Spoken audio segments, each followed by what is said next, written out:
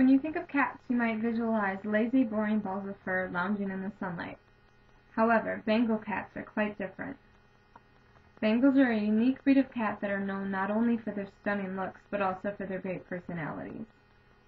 Even if you have no interest in cats whatsoever, Bengals are still fascinating animals that are sure to catch and keep anyone's attention.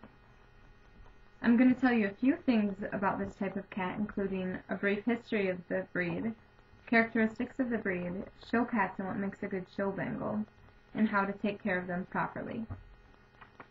Bengals have an interesting history. They are a cross between a domestic cat and an Asian leopard cat. This is what an Asian leopard cat looks like. In 1963, geneticist James Sugden first bred the two types of cat, using a female leopard cat and a male domestic black short-haired cat.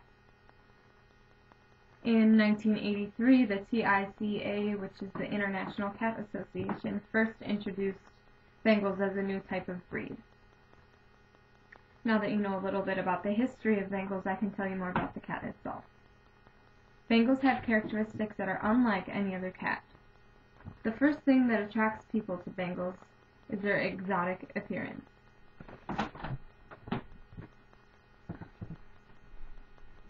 This is a Bengal, and as you can see, it has spots, and these spots are called rosettes. They're very similar to spots on a leopard. They also have the spots on their bellies, as you can see. Their coat is very soft and silky, and they have short hair, and they also have very long, muscular bodies. Full-grown Bengals can weigh anywhere from 10 to 22 pounds. Males usually weigh more, and females usually weigh less. Their vocalizations are often more of a wild sound opposed to the common meow. Another thing that attracts people to Bengals is their quirky personalities. Unlike most cats, Bengals love water. It is not uncommon to see a Bengal jump in the shower with their owners or take a bath with their owners. Another thing that they like to do is climb, and they're always trying to get to the highest point in a room. They also love to play, and their favorite type of playing is stalking. In addition to having them as house pets, some people choose to enter the Bengals into cat shows.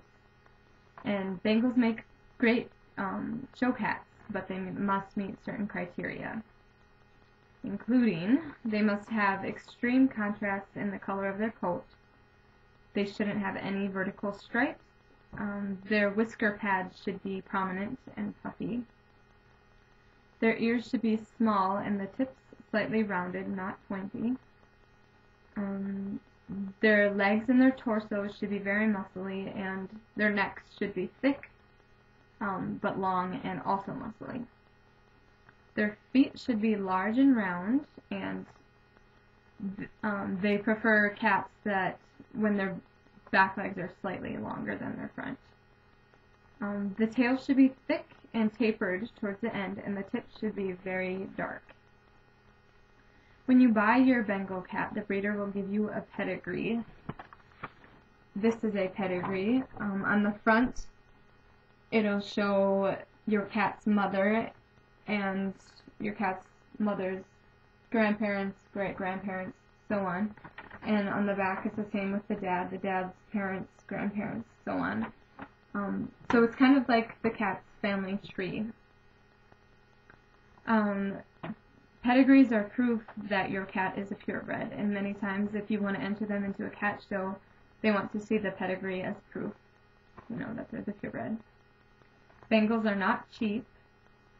Bengal breeders often price their kittens from $1,000 to $3,000, give or take. But champion cats and their offspring sell for much more than that. Regardless of whether it's a show cat or a regular house cat, you must be willing to devote time, money, and energy into your Bengal. Bengals need to be taken care of properly. They need to be fed on a regular basis. And aside from cat food, they can eat cooked eggs, cooked chicken, small amounts of cooked fish, and cooked beef. things that they should not be given is table scraps, liver, candy, raw fish, or even milk. They should be groomed on a regular basis.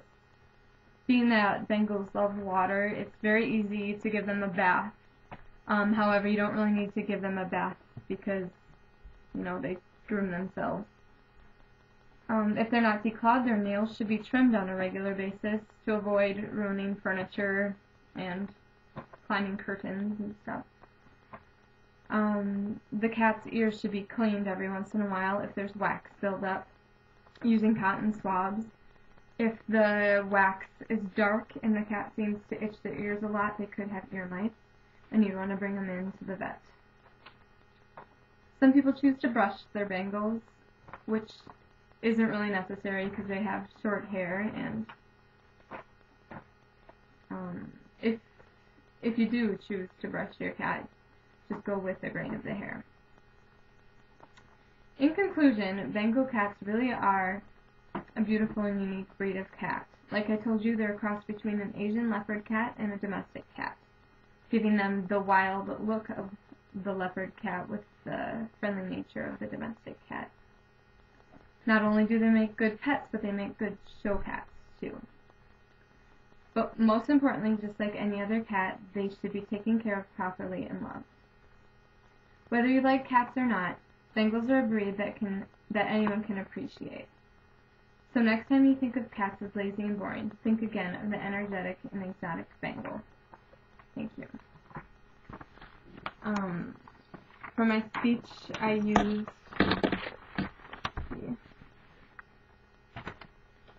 Cats, which is by David Alterton.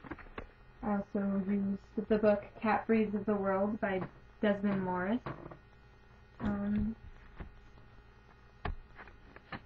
I also used the International Bengal Cat Society website. I used Bengal Cats by, who was that by? That was by Dan Rice. And I also used an article out of this Cat Fancy magazine. The article was called A Walk on the Wild Side by Michelle Nolan.